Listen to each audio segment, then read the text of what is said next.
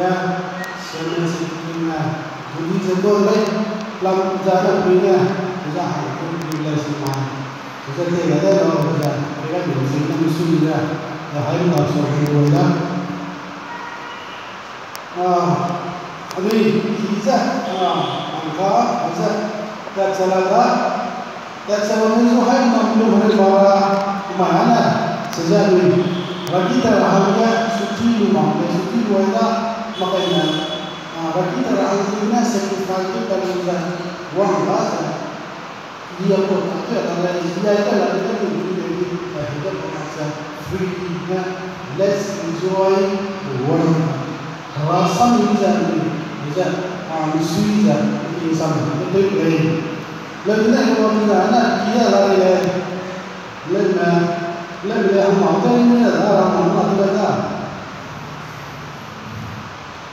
Abi rasanya bisa main sama betul betul kan? Saya rasam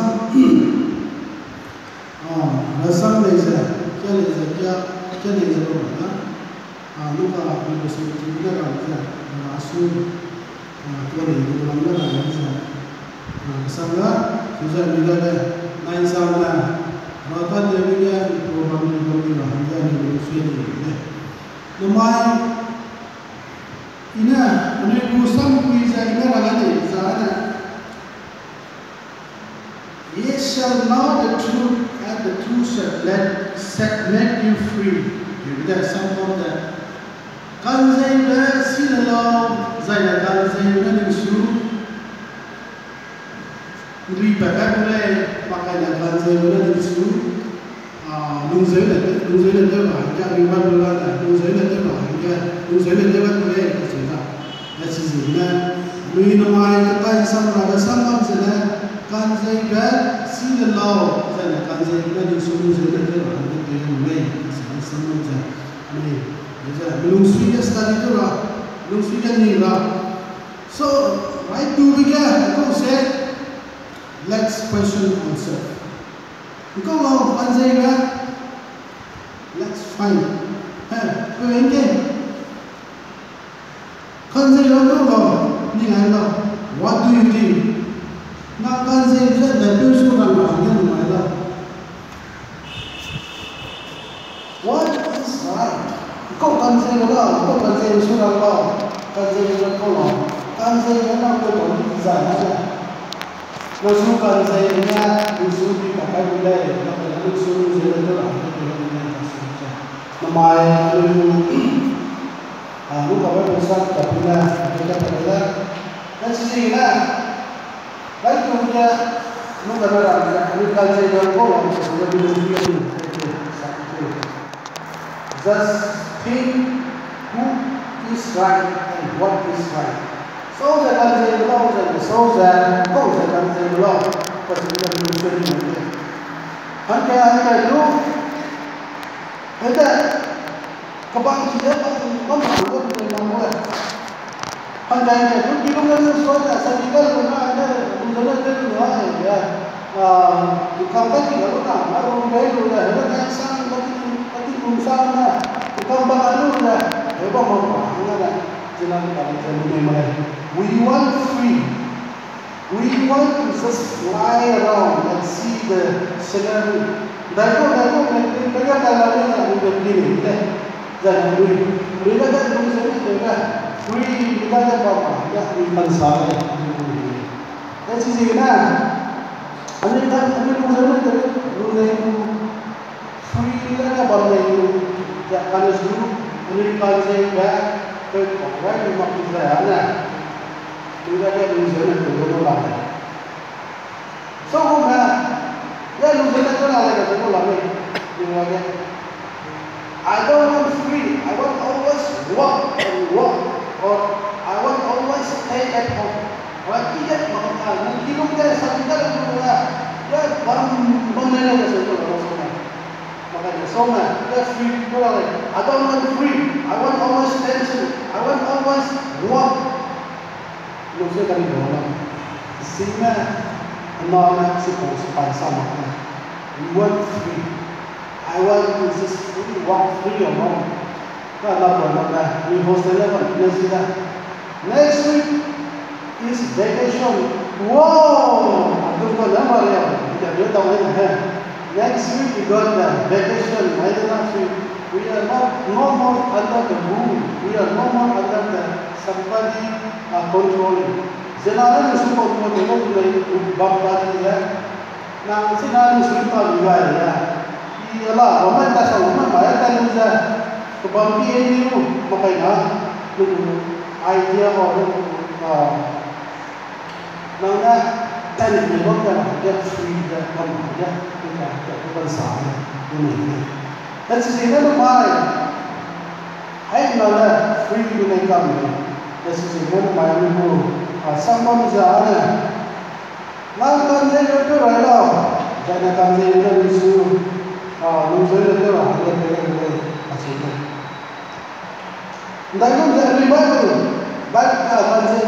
Bible. What is true? What is right? Then I can say don't go wrong. You don't come in again. Can say it's a Bible. So Bible is the word of God. Some other words are rather bridge, rather sweet, look like that, who I say that I can look like it,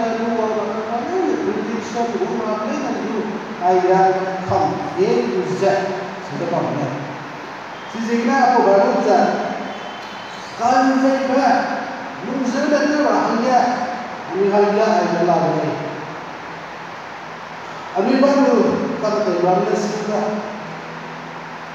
Bible has 66 books lang Zaina author Roma 44 Zena agano tayo lang Roma Roma makaina ako Bible complete Roma hangga 1,500 years so that day so kaya na singap Zaina katay wang zena haday nilai zena nakawang Zaina idea restaurant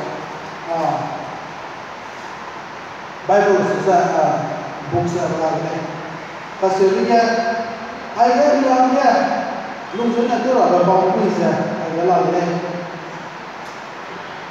lang sana idea lupa Ano ba sa dami ng mga Jewish na isu na naman namoy kanse basi sa ana kanse biga pa sa ana linsu kung sa ito ra kaya wala pa sa lugar kaya ba na Jewish na naman ya na Abraham sa namale dayon ya madaw ito ba ba man na madaw ito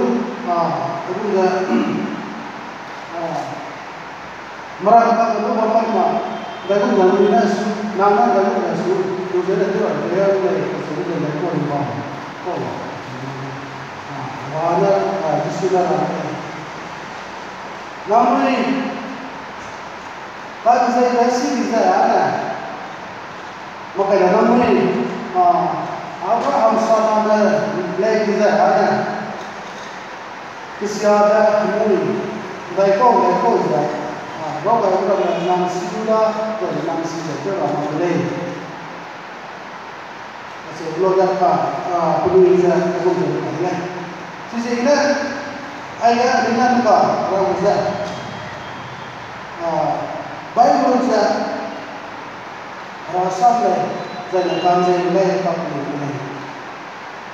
Anui ayat terso, sakso, raso, maso. Bagi nabi saya pun masalah lah na ayala season ko say it's a warning, it's a word from God that we should not do this, we should not act this, we should not say this, or we should not believe this, we should not behave this. Na ay sakso, na ay terso, na ala terso wal so kasi wala na ikata. Wala ni Yesu jaga Yesu na nila wala ni samba bisa palu ni bisa anu siu ni 지지기는 간세가 걸어 보자 아니야. 간세가 아니 마도 걸어. 간하 와사블에 아이야 바이블이자 간세인데 넌 무구이다 이제 아이야. 나한테 내가 그러고 놓기고 난 한개 시작을 돌아와 난 한개 가하는 돌아와 자기는 그때 그리스도가 딱히 마이상을 나한테 내가 그린 거 자기 마이 자기 나 그시거리 그 바꾸나 나 아이는 내가 바이블을 내가 한게 그린가 그 바꾸나 지지는 you are free, tension free, because you follow it, you do it, and you are under the instructions of the Bible. Nah, Bible na lang kita kamuda, kumuda, dan nasi muda, sihingga mantan jadi kita cakap, sehingga mandangnya bukan itu. I don't care. Maybe people say this. I don't matter. Maybe anybody can criticize because I am following the truth. Ikan saya hukum mesti kena. Beranda sudah kau sahaja itu. I don't care because I am living with the word of God. Ini hawa tak ada sama belum ni. Jadi rasul mesti kena. Maybe somebody can criticize you. Maybe somebody dislike you. Usul melon nama bila, sejak sebelum bila, apa usul? Know the truth. Follow the instruction. Believe. Nungtela, kan saya bersinai lah, kan saya dengan usul, usul itu lah kita. Jadi perlu itu. Anda dah kesialan orang malai. Sataknya, makanya. Masih luang, tunggu keren, makan nanti kuskui, kan apa nama tahu lah macam ni, tunggu keren, tunggu kuskui. Kita kalau ni, kupila, kita mana? Kita kalau kita ya, masih kita kalau kita ni, kaya, nak ya, pada nasi nasi boleh, klik kan lalu kita ya. Kita lepas kau kata bisa, kata bisa ni saja. Dia kata ni, kita nak ayat manusia yang positif, manusia semua orang lah. $10 punya itu sih. Betul, tu mana maksud perai itu pada murah mau buat sih. Dia sudah ramai kan. Perai itu betul ujian naik betul bersama Sudah, Bible kan ada warning, kira boleh. Do this, this is right, and this is wrong. I jangan boleh, I jangan boleh. Telo, I teruslah, sebelum plan, mana. Sebelum kita bangsa you will be the person who has the joy and who has the free life. Nampak ni, dengar ni. Nampak wajib itu orang bersarankan karena musuh, nahangga bangsu ramah, nahangga anything you need, you will get it. Musuh ni tidak boleh. You possess. You are free or you have everything. I can fight, I can buy, or I can do. Itu mah isalah, kita kan sarang orang, ada siapa orang, saya baru saja istilah kalau bulan kita kan dulu kita bangsa. I don't care about anything. Lam sana, ada nama ini. Nasi undangnya nama sebab itu rasul sejupiannya, rasul sejupiannya. Saya itu meramaikan nama ketika itu, organisasi sahaja, komiti sahaja, đại cô đại cô hỏi ra cũng sacrifice cũng cũng si pada tu nak berada tu cara kau berada kan kita mengambil pada itu mana itu sisa sampai it is very difficult. Lo kaya kan nilaga ko ni dia ko ni sina tu kung dulu. Karena dulu sisa nilaga kesana ni kena ni sampai bertalang lagi. Pakai nilaga kesana daun pan sehingga ni. Makanya kecina nilaga tagiun sebelumnya sehingga ni ragu blessing ragu iman jan untuk sang lakukan sing apa boleh. Namai kalau orang dia Ani semua muda ini naik tu rehaja. Ani hanya dia sudah tu untuk Islam kita. We are living in the fake world, the fake world.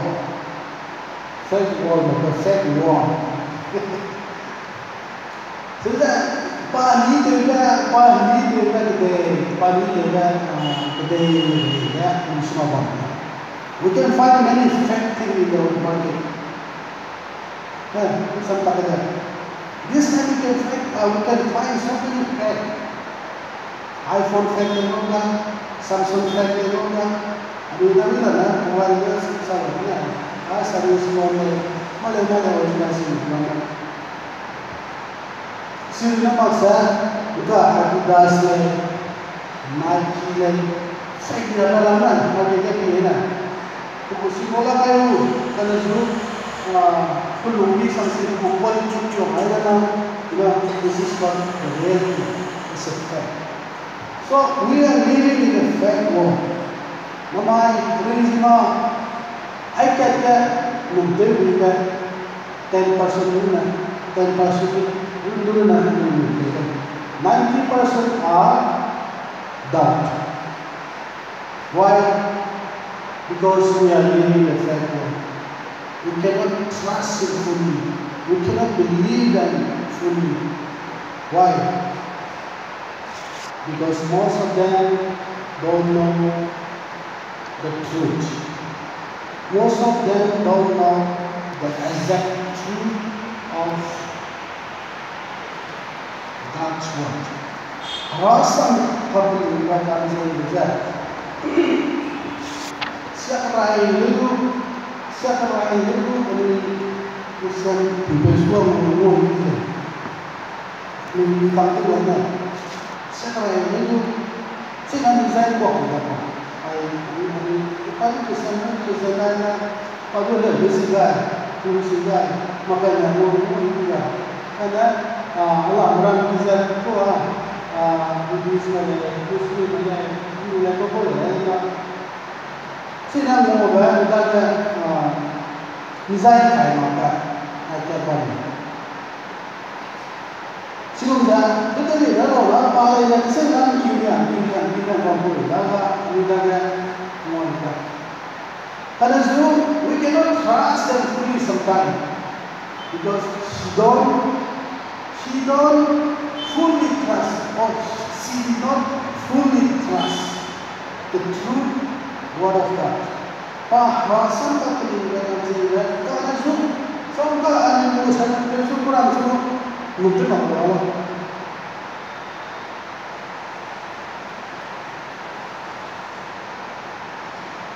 Kesemuanya anda itu beruangnya fully believe.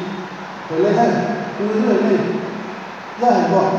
Tapi saya kapan dulu kalau sudah saya pulang. Pada pasal sudah, dan usul untuk kita usulnya boleh belajar Zaina. Usul kirakan apa hikmah? Zaina usul kita tahu dalam usul I can believe, I can trust him. Why? Because he had the knowledge of this. Pelaman apa? Bible itu knowledge of this. Rasul ini this. Prophet ini this. Rasul kan this. Rasul kan this. Anui kebahagia mulai. Itu fully trust Him that He will reach whatever I need. Ikana memangnya pataku Zaina pada asu kalbui wajah suara mulai kasih ini.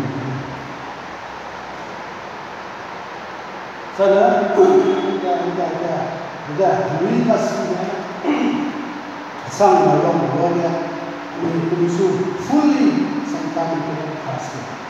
Because you don't know who He is or who she is. So many kasih dari semua dunia ini untuk sanksi itu boleh. Kemai ini kita pray itu bisa fact word saja. Ini kan pahali dewa dari apa maksudnya? Maksud Kristus ini makanya dia apa boleh pastor malam makanya dia bersuara malam maksud dua orangnya jenalam ini. The Bible say in the 1 Peter chapter 5 verse 8, 10. 1 Peter 5 chapter 5 verse 8, be sober, be vigilant, because your adversary, the devil, are roaring like a lion, walk about, seeking whom he may devour. Kedua itu bisa adu idaya, tegurah hanya, jambara pakai itu jalan. Know who you are. Kedua itu sih nak tadi sih nak weakness sih, nak kau kali ini sih, nak kau ini sih. So be careful when you are true, when nak mana ya, nak mana decision lu ya, makanya nak pakai dia, tinggal. Whatever you take a decision, whatever you do, best with the word of God.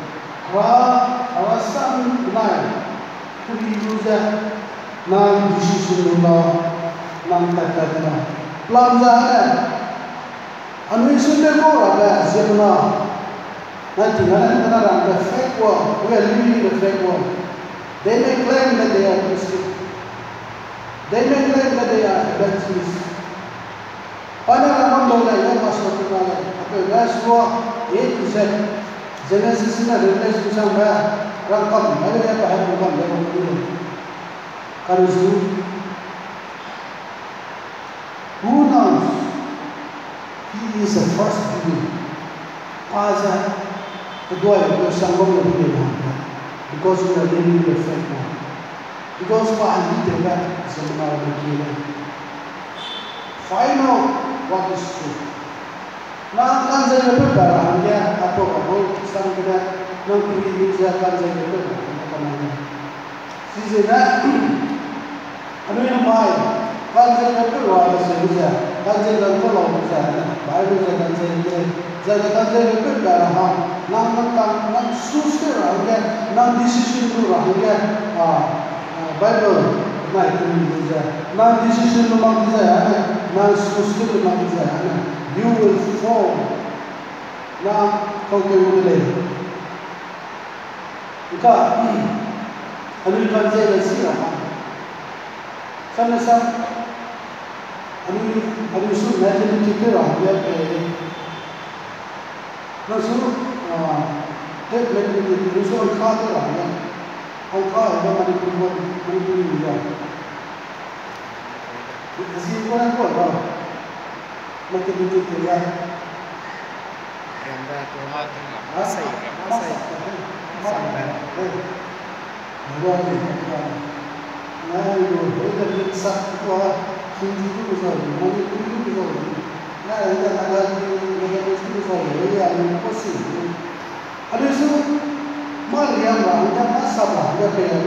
If you don't know the symbol of what? Nang suai dah divider hingga langai ni, mana yang betul orang kita ni, nang sulam ada satu wrong sound ni. Nang su, ay zaman nasi orang ni, zaman si orang kita ni. Terlalu jauh ni. Sehingga right to get, you have to find the symbol. We have to know the formula. Kita ada dalam takdir orang, maka dalam kita kami sila ada, jadi kumpul symbol jadi divider orang dalam perjalanan mana sahaja, dalam perjalanan kelas sahaja, sahaja kita akan sama macam ni. Sehingga itu berbeza. Ini itu sahaja. Karena sulit, we don't know the formula. If you don't know the exact symbol, what to do? Jika ada kita saya nama itu terlalu. Jika kami makan saya itu kerana panjang mesira sahaja. First of all, Jesus is the doctor. Kami Bible rasam sahwana ni hanya Bible rasam. Kami kan saya jadi siapa kan anda?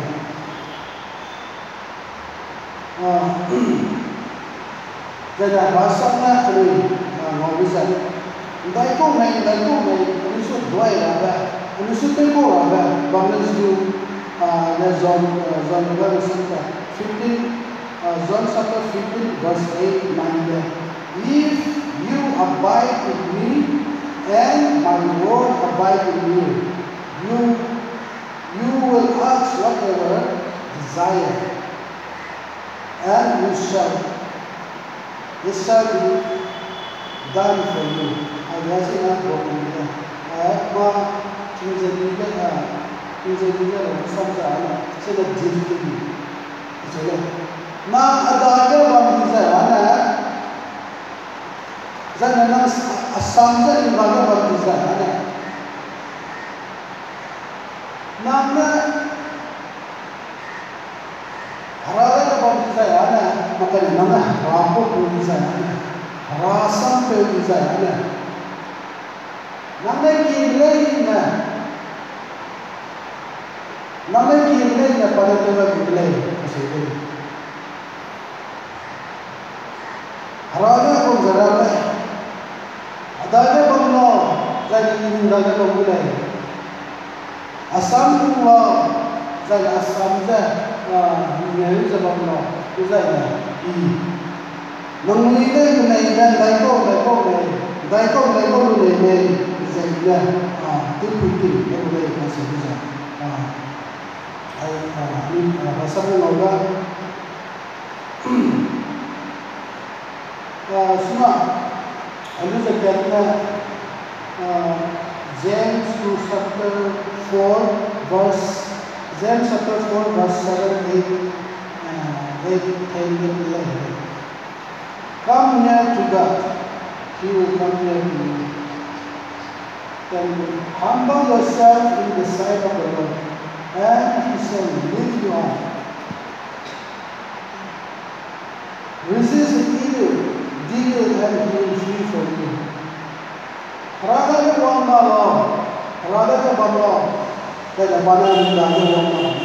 when we close our heart, when we just not close with God,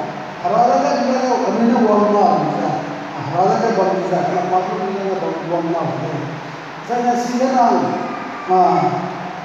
harami ya, nak saya itu lah, saya mana ni tesu boleh, nang senang berdiri betul lah, nang supaya betul.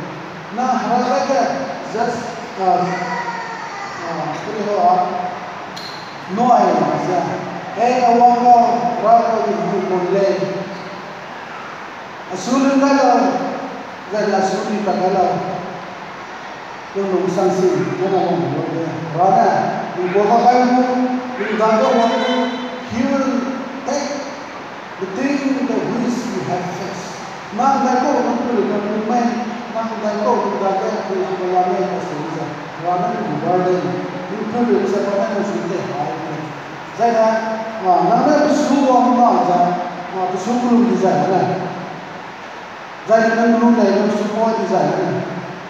Nana Name support Diza, Nusu, promotion to pay. Now does that no longer be the pay? Nusu knowledge, wisdom to pay.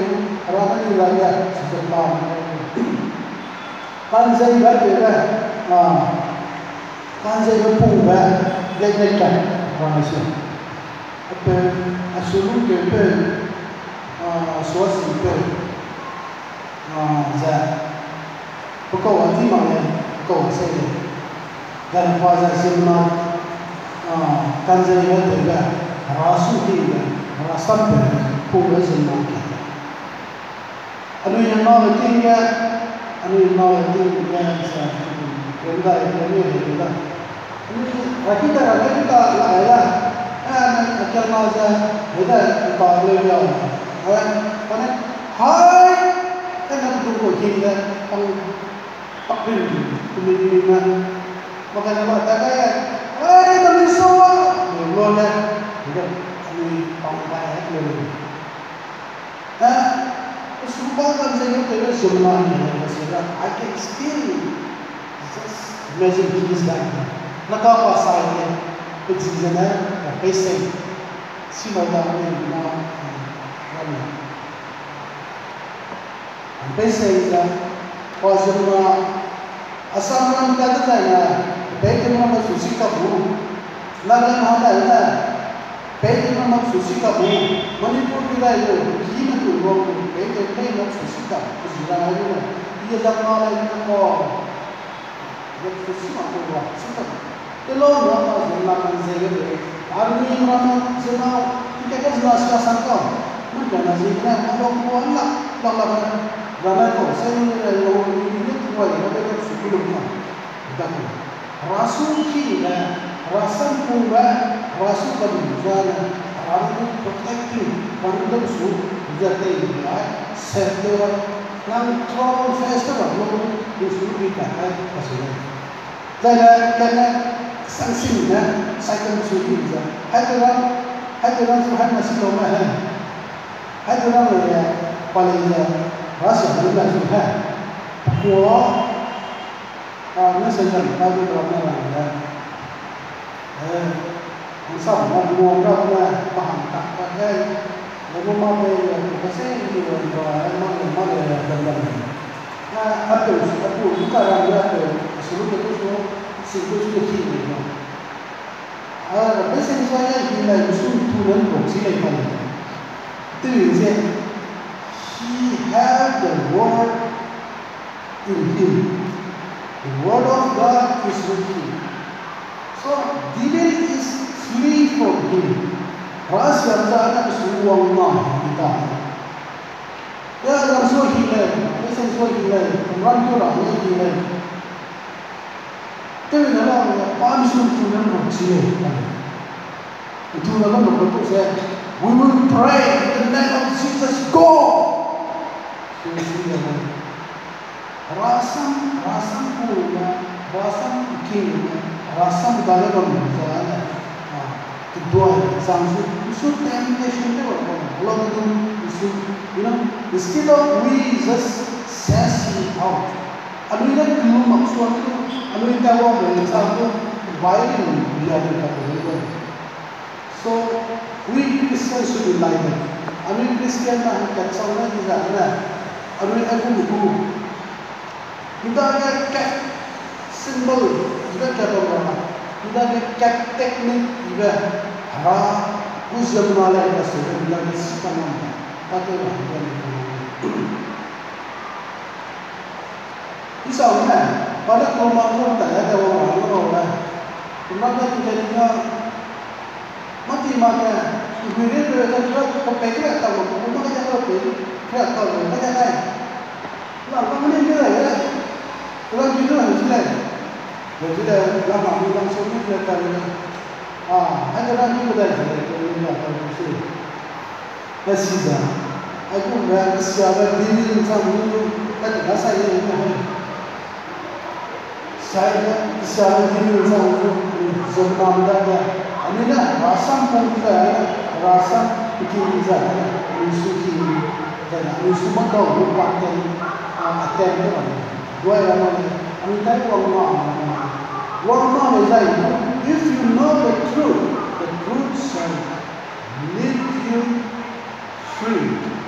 Maksudnya dua orang is you can cast him out in the name of Jesus.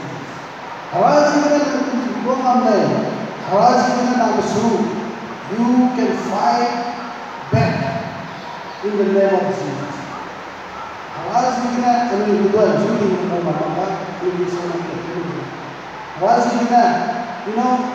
You never bow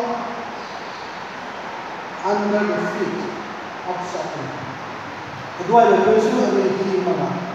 Sangatnya Memakai misalnya tadi, memakai misalnya yang proses ini jalannya. Raja ini disuruh, nama kita kan ada, nama kita tuan ni lah, nama kita ni tak boleh sebentar kan, tapi kan kita tak boleh tak boleh. Ada tuan ni sah, tu makan hari akan ada kita juga. What you are going to take decision? What is your reaction? You are going to save the physical body, or you will believe that God will protect you. Masalah makanya manusia against it. Maka kita tak bisa. Nah itu ni maksud saya bahwa kita mula choice is yours. What is your decision? What you will take? Nah itu lo susah. Kalau saya buat misalnya baru orang lain, I will not fear. I will not fear not. Kita berada di Islam di Majlis Sakap. Kalau kita itu fear not. Islam. What is that? We will do it. We will fight it. Because God is one of the creator. He is the only giver of salvation. और उन्होंने reason उदा बाइबल पे पाले जब यीशु तेरा है पाले. So why is you afraid of anything? Be bold enough. Be fearless. And believe that this is the truth. Not as a desire. You can do anything. And never take. You can don't try to just backslide. Backslide always in masa masa. I will go. I will do. Everything physical against maka in spiritual world. Uri utapnya kanzai sibuknya ini tak. Rumah ini hebat bisa anda. Rumah kumja sebab maka sebab kita bukan namanya. Maka sebab kita isomai mana? Aisoma kita rasa suatu kita sahira. Lagi kita makanya wah makanya sebab ini sebab kita kasih Kristo ya. Sina nasi sebelah ini rumah rasa kita kau buka kenapa kita berbangsa. You will not backslide, but you will go forward. You will always want to come here. You will always want to come here. Nah awak muda rasa kita itu banyak rasa kita itu boleh kita itu jangan. Nah kanzai kita tak boleh. Kalau if you don't know the truth, day by day your spiritual life is draining. Untuk hari itu rindu sana sudah kuat ada sakti ke dalam anu kan saya berkolor sana ada mana but take this is the truth and this will lead you free, this will lead you eternal life. ai baca pembicaraan, namun tidak menjadi mulai, namun kata-kata ini dapat mulai, jadi dalam side lesson itu bisa tunjuk dalam susah mulai, namun bisa berbicara. Susah ini, kita sekarang kita dah nama dia, dah kalau kita ada lagi kita sudah jadi bisa, ada lagi kita bisa. Thank you.